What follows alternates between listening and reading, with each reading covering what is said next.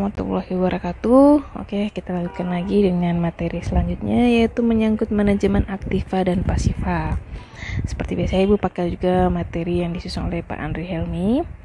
Nah, di sini sebelumnya kita harus mengetahui dulu apa itu aktiva, apa itu pasiva. Nah, aktiva ini dia itu merupakan sumber daya yang harus dikelola secara baik guna mendapatkan penghasilan.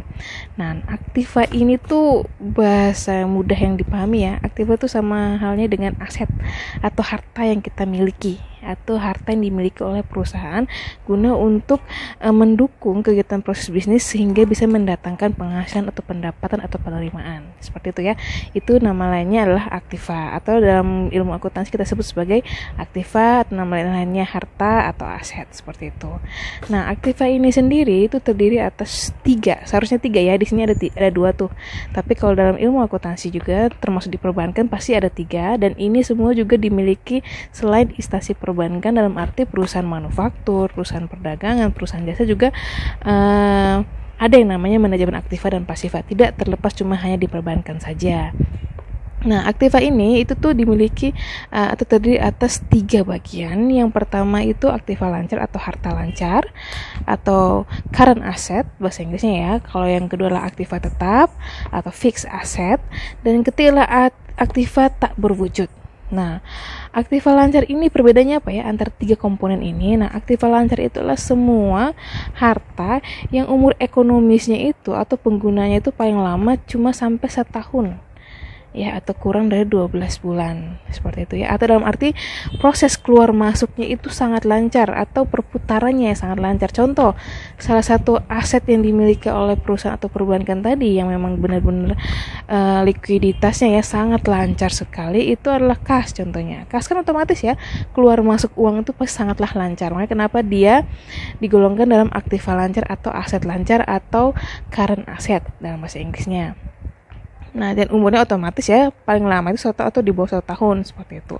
Nah, bagaimana dengan aktiva tetap? Aktiva tetap tuh semua aset atau harta yang dimiliki oleh suatu perusahaan di mana umur ekonomisnya itu atau masa penggunaannya itu bisa melebihi 1 tahun atau 12 bulan. Seperti itu ya. Nah, contohnya apa ya? Tanah, contohnya gedung, bangunan, perkantoran, seperti itu ya. Kalau memang perusahaan manufaktur, mesin, peralatan. Kalau peralatan tuh mungkin contoh kalau di perbankan ya meja, kursi, terus ini komputer, printer, itu termasuk dalam peralatan, seperti itu ya. Nah, itu adalah penggolongan dari aktiva dan apa itu aktiva itu sendiri. Sedangkan kalau aktiva tak berwujud adalah dia itu fisiknya nggak ada, tapi dia tuh punya nilainya gitu. Contohnya apa? Seperti hak cipta, nggak ada fisiknya kan, tapi kita punya hak ciptanya di situ dan itu punya nilainya, punya royaltinya, punya namanya, punya sertifikatnya, dan punya hukumnya, seperti itu ya. Atau goodwill atau hak paten, seperti itu. Mungkin yang cuma diperuntukkan atau bentuknya itu cuma sekedar kayak sertifikat aja ya, pengakuan atas nama tersebut mungkin, atau hak cipta tersebut, seperti itu ya. Atau goodwill tadi, itulah aktiva tak berwujud. Oke. Nah, bagi perusahaan industri maupun dagang, aktiva yang dimiliki dapat berwujud barang atau tangible aset. Namun bagi perusahaan bank dan jasa keuangan lainnya, aktiva yang dimiliki itu khususnya aktiva lancar berupa jasa keuangan. Jadi itu bedanya ya antara perusahaan di industri maupun di perusahaan dagang dengan perusahaan perbankan. Jadi di sini kalau untuk yang barang, dagang atau manufaktur itu tangible asset. Nah, sedangkan kalau untuk perbankan itu intangible asset. Seperti itu ya, jasa keuangan. Nah, aktiva lancar dimiliki oleh bank itu tidak lain berupa sejumlah dana yang sedang dipinjamkan bank kepada debitur berupa kredit maupun dalam bentuk investasi jangka pendek lainnya. Sedangkan aktiva tetap yang dimiliki bank jauh berbeda dengan perusahaan lainnya berupa bangunan kantor, kendaraan, peralatan, dan lain-lain. Seperti itu ya. Oke, nah sedangkan pasiva itu sendiri apa? Kalau pasiva itu adalah terdiri atas kewajiban atau hutang dan juga modal. Ini juga ada ya di perusahaan-perusahaan lain. Nah, bagaimana dengan di perbankan? Nah, kalau aktiva dan pasiva itu adalah 2 sisi dari gambaran keuangan bank, di mana keduanya menggambarkan pos-pos keuangan bank baik yang berbentuk kekayaan atau harta milik bank maupun hal-hal yang menggambarkan posisi utang, kewajiban, dan modal. Nah, jadi kalau yang kategori yang kekayaan atau harta milik bank itu masuk dalam kategori aktiva, sedangkan kalau yang menggambarkan posisi hutang, kewajiban dan modal itu diposisikan di bagian pasiva. Seperti itu ya. Oke. Nah, keduanya ini harus mencapai keseimbangan di mana faktor yang dapat menyeimbangkan di antara keduanya adalah rugi dan laba dari bank tersebut.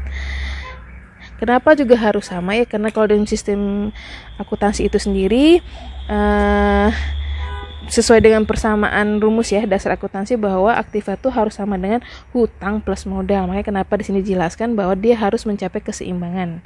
Seperti itu. Namun di perbankan ini keseimbangan itu faktornya antara lain adanya rugi dan laba dari bank tersebut. Seperti itu ya. Nah, pos-pos yang berada di aktiva maupun di pasiva. Pos-pos apa aja yang berada di aktiva?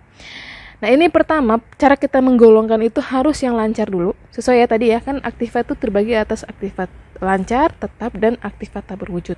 Penyusunannya pun juga sama, harus lancar dulu, tetap dulu, baru yang tak berwujud. Makanya kenapa di sini kas duluan ketimbang aktiva tetap. Karena memang harus kita duluakan yang lancar, yang paling lancar terlebih dahulu, baru yang paling lama. Seperti itu ya masa penggunanya. Maka yang pertama, pos-pos aktiva itu yang pertama itu adalah kas.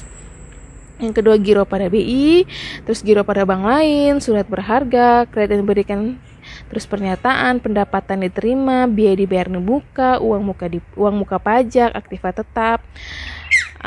Contohnya aktiva tetap itu seperti bangunan, perkantoran ya, peralatan-peralatan yang berada dalam perbankan itu sendiri, aktiva sewa guna usaha dan aktiva lain-lain. Sedangkan di pasiva sendiri itu ada giro, tabungan, deposito berjangka, sertifikat deposito, surat berharga yang terbitkan, pinjaman yang diterima, kewajiban sewa guna usaha, terus beban yang masih harus dibayar, taksiran hutang pajak, kewajiban lain-lain, pinjaman subordinasi, modal pinjaman, hak minoritas dan ekuitas atau nama lainnya modal.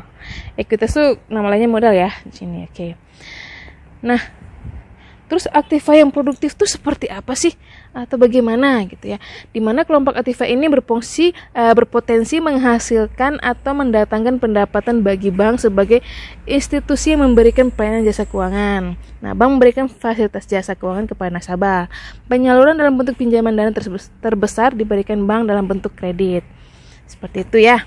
Nah, jadi seperti apa pos-pos aktiva yang memberikan hasil earning atau pendapatan tadi ya? Yang pertama yaitu kredit yang disalurkan, yang kedua surat-surat berharga, yang ketiga penempatan pada bank lain, dan yang keempat adalah penyertaan. Nah, itu jelasin satu-satu ya di sini. Kalau kredit yang disalurkan, nah itu dimaksudkan dalam pos ini adalah semua realisasi kredit atau kenyataan atau pendapatan kredit tadi dalam rupiah dan falas yang diberikan bank termasuk kantornya di luar negeri kepada pihak ketiga, bukan bank baik di dalam maupun luar negeri. Nah, kredit yang diberikan dalam rupiah dimasukkan ke dalam kolom rupiah dan kredit dalam falas dimasukkan dan kredit dalam falas dimasukkan dalam kolom falas, seperti itu ya. Nah, bagaimana kalau surat-surat berharga? Itu adalah surat berharga dalam rupiah atau falas yang dimiliki bank termasuk kantornya di luar negeri seperti SPBU, dan surat berharga pasar modal dalam rupiah dan falas. Nah, dalam pengertian ini termasuk wesel, obligasi, saham, promes yang di-endorse oleh bank lain atau bukti lainnya termasuk sertifikat atau surat pengganti serta bukti sementara dari surat-surat tersebut, bukti keuntungan dan surat-surat jaminan atau opsi atau hak-hak lainnya untuk memesan atau membeli saham dan obligasi yang dimiliki oleh bank untuk diperjualbelikan dan tidak dimasukkan sebagai penyertaan. Oke. Yang ketiga itu penempatan dana pada bank lain. Yang dimasukkan dalam ini adalah semua tagihan bank pelapor kepada bank lain, baik bank dalam negeri maupun bank luar negeri dalam rupiah dan falas. Nah, pos-posnya itu terdiri atas giro, call money, deposito berjangka, dan kredit yang disalurkan. Dan untuk yang terakhir adalah penyertaan. Itu adalah termasuk kantor ya, kantornya di luar negeri pada bank, lembaga keuangan atau perusahaan lain baik dalam rupiah maupun falas. Oke. Nah, pada hakikat intinya dari manajemen aktiva pasiva, untuk manajemen aktiva pasiva ya, atau kita singkat sebagai MAP, adalah koordinasi hubungan timbal balik antar sumber-sumber dan pengguna dana berdasarkan keputusan dan rencana jangka pendek. Ini jelas ya sini ya. Nah, proses MAP ini tuh bervariasi. antara satu bank dan bank lainnya tergantung pada jenis dan ukuran bank, lokasi operasi, teknologi, administrasi bank, tenaga kerja, dan aspek filosofi. Sorry ya, ini suara anak ibu. Dan yang ketiga, tujuan dari map ini sendiri adalah untuk menyusun portofolio aktiva dan pasiva yang maksimal guna menghasilkan keuntungan bagi pemilik bank. Nah, selain itu map juga bertujuan memutuskan model perencanaan keuangan yang sesuai dengan atau dalam manajemen dana bank yang bersifat jangka pendek.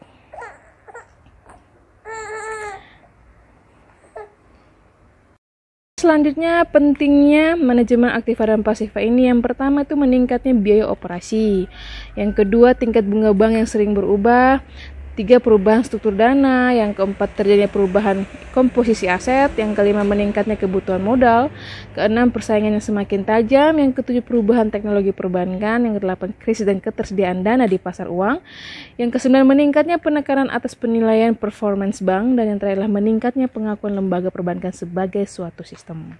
Nah, pendekatan yang digunakan sendiri dalam manajemen aktiva dan pasiva sama yang seperti sebelumnya Ibu sudah jelaskan, itu ada pendekatan pengumpulan dana dulu atau penggabungan, dan yang kedua adalah kita mengalokasikan sesuai dengan tujuannya atau asset allocation approach tadi ya. Dan yang ketiga adalah liability management approach. Nah, apabila kedua pendekatan terdahulu menekankan pada persoalan dialokasinya dana tadi ya, pada berbagai alternatif pembiayaan, sisi aktiva, maka pendekatan liability ini, yang terakhir ini, manajemen lebih menekankan pada sisi sumber dana atau sisi pasifanya. Atau tadi ya, tempat alokasi dana yang kemarin kan kita lebih ke sumber dananya. Terus kita bagaimana kita menggabungkan untuk kita alokasikan. Nah, sedangkan untuk yang liability ini lebih ke sisi pasifanya. Nah, melalui pendekatan ini, bank diharapkan tidak lagi mengandalkan sumber dana tradisional atau giro, tabungan, deposito dan lain-lainnya, melainkan mencoba mengembangkan sumber dana non-tradisional seperti menerbitkan dan menjual sertifikat deposito sekaligus menciptakan pasar sekunder. Nah, sumber dana ini yang dikembangkan, contohnya satu penerbitan SPBU, yang kedua pinjaman antar bank, ketiga penjualan, yang keempat repurchase arrangement, dan yang kelima adalah penerbitan commercial paper. Seperti itu ya. Nah, sekarang manajemen dari pasifanya sendiri seperti apa? Yang pertama, konsepnya sendiri berbeda ya dengan teori dan pendekatan yang digunakan dalam manajemen aktiva bank. Otomatis ya.